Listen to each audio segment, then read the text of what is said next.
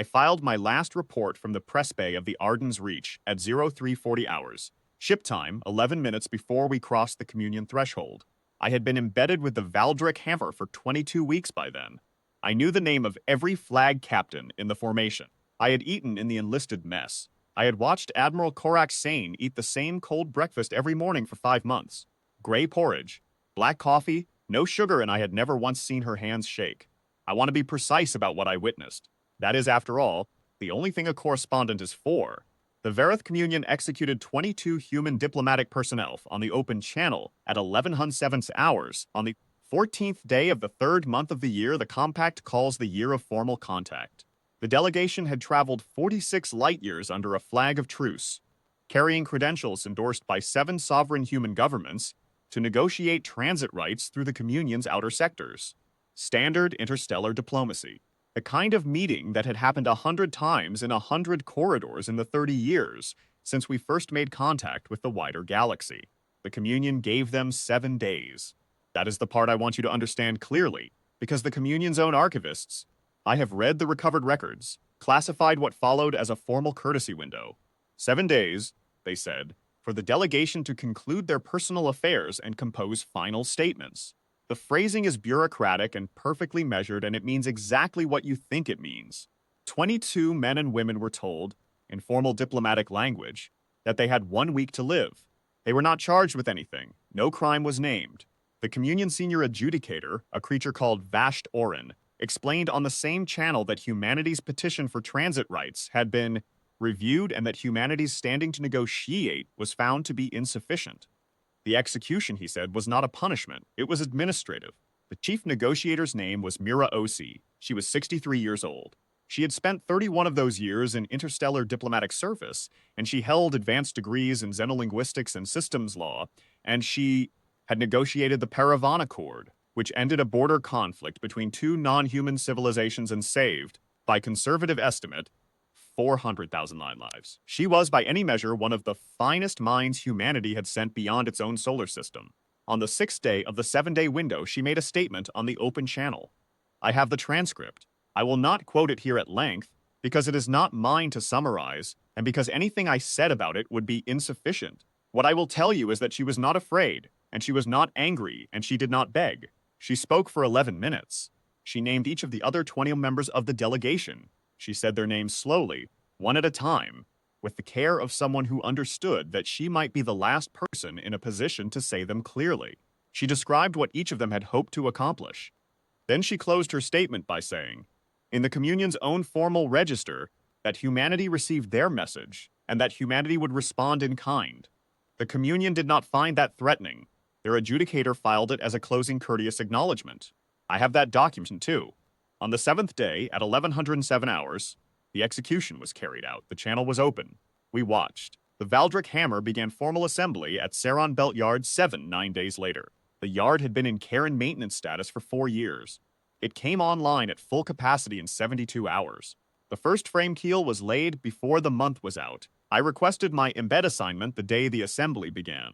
It took me 4 months to get it approved, partly because the Compact's press authority was not yet certain what to call what was being built, and partly because Admiral Sane did not want a correspondent on her flagship and said so plainly. She was overruled. I like to think she eventually found my presence tolerable. She never told me so. I want to be clear about the size of what I saw assembled at Saron. I was there for most of it. 614 warships, not a patrol group, not a punitive squadron.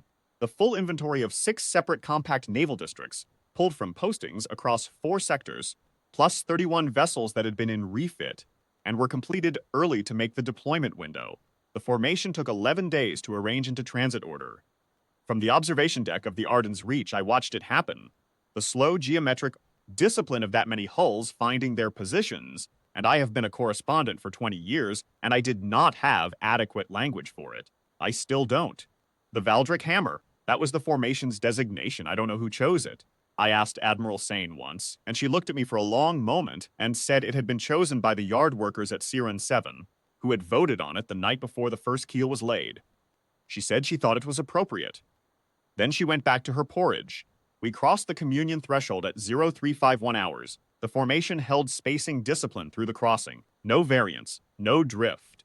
614 warships moving as one calculated mass through a boundary that the Communion had, until that morning, treated as sacrosanct.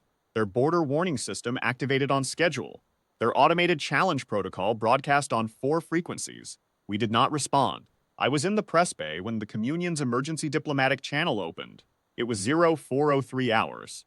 The request for acknowledgement came in their formal register, addressed to the Compact's senior diplomatic representative aboard the formation. The Ardennes Reach carried no such representative. This had been an intentional administrative decision, the particulars of which I had been briefed on and had agreed, as a condition of my embed, not to publish until the operation was concluded. There was no one aboard with authority to receive a diplomatic communication. This was, the formation's legal officer had explained to me 3 weeks prior, entirely consistent with the Communion's own precedent. The Communion had determined, and had filed in their own records, that humanity lacked sufficient standing to negotiate.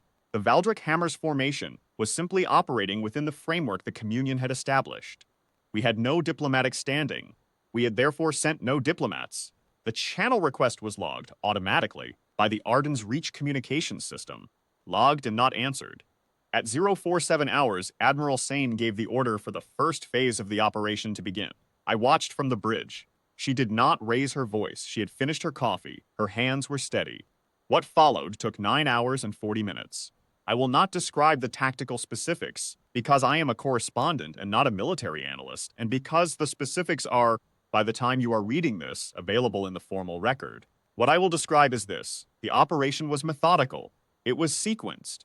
There was no haste and no theatrics and no communication from our side at any point during the 9 hours. The Communion made 27 additional attempts to open a channel. Each was logged. None was answered. The formation's losses were 11 personnel, all in the third phase action over the Communion's orbital infrastructure. I knew 2 of them by name. They are in the record.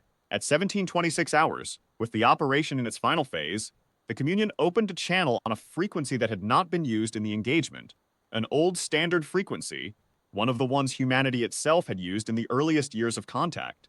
The voice on the channel was Vasht Oren, the adjudicator. He asked, in what I recognized as the Communion's formal register for communications of last resort, what designation we wished this action to be filed under.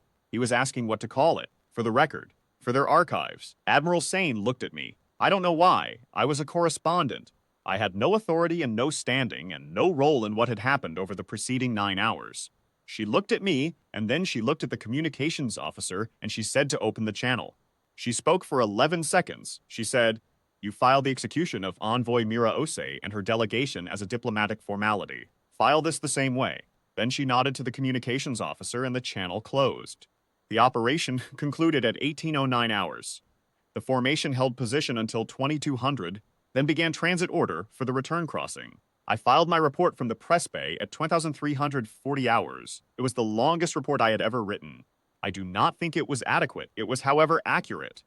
The Verath Communion's emergency diplomatic channel broadcast 3 more times after Admiral Sane closed ours. The first 2 were logged by the automated system.